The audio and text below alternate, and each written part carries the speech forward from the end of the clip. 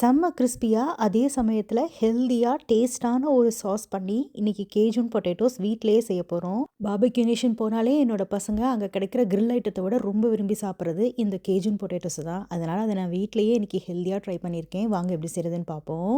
நான் இன்றைக்கி இந்த பேபி பொட்டேட்டோஸ் வச்சு தான் பண்ண போகிறேன். உருளைக்கிழங்கை கழுவிட்டு குக்கரில் சேர்த்து தண்ணி ஊற்றி உப்பு போட்டு ஒரே ஒரு விசில் விட்டு எடுத்துக்கோங்க. அடுத்ததாக ஹெல்த்தியான சாஸ் பண்ணுறதுக்கு ஹோம்மேட் பன்னீர் தான் எடுத்துக்கிறேன். அது மிக்ஸி ஜாரில் வெட்டி சேர்த்துக்கோங்க. அடுத்ததாக ஃப்ரெஷ்ஷான தயிரை 2 டேபிள் ஸ்பூன் சேர்த்துக்கோங்க. அப்படி உங்களுக்கு தயிர் சேர்க்க விருப்பம் இல்லைனா லெமன் ஜூஸ் சேர்த்துக்கலாம். ஆனால் தயிர் சேர்க்கும் போது நல்ல ஒரு க்ரீமினஸ் கொடுக்கும். அடுத்ததாக பூண்டு, உப்பு, பாப்ரிகா பவுடர், அப்படி இல்லைனா காஷ்மீரி மிளகாத்தூள் சேர்த்துக்கோங்க. கொஞ்சமாக மிளகாத்தூள் சேர்த்து நல்லா அந்த மாதிரி பேஸ்ட்டாக அரைச்சி எடுத்துக்கோங்க. ஒருவேளை சாஸ் திக்காக இருந்துச்சுன்னா காய்ச்சி ஆற வச்ச பால் கொஞ்சமாக சேர்த்து திரும்பவும் நல்லா அந்த மாதிரி பேஸ்ட்டாக அரைச்சி எடுத்துக்கோங்க. இந்த பதத்தில் இருக்கணும். இப்போ அதை அப்படியே எடுத்து வச்சுருங்க. அடுத்ததாக வேக வச்ச உருளைக்கிழங்க ஆற வச்சுட்டு ஒரு தட்டில் சேர்த்து ஒரு சின்ன கிண்ணத்தை வச்சு இந்த மாதிரி ப்ரெஸ் பண்ணி எடுத்துக்கோங்க. அதை இந்த மாதிரி லேசாக ப்ரெஸ் பண்ணால் போதும். உருளைக்கிழங்கு லேசாக அமுகுனா போதும். இந்த மாதிரி எல்லாத்தையும் ப்ரெஸ் பண்ணி எடுத்துக்கோங்க.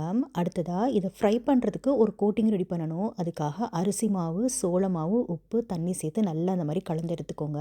இப்போ ப்ரெஸ் பண்ணி வச்ச உருளைக்கிழங்கு இந்த கோட்டிங் மிக்ஸில் நல்லா டிப் பண்ணி எடுத்துக்கோங்க. அடுத்ததாக ஒரு பேனில் ஒரே ஒரு டீஸ்பூன் எண்ணெய் விட்டு இந்த ப்ரஷ் வச்சு நல்லா அது மாதிரி ஸ்ப்ரெட் பண்ணி விட்டுக்கோங்க.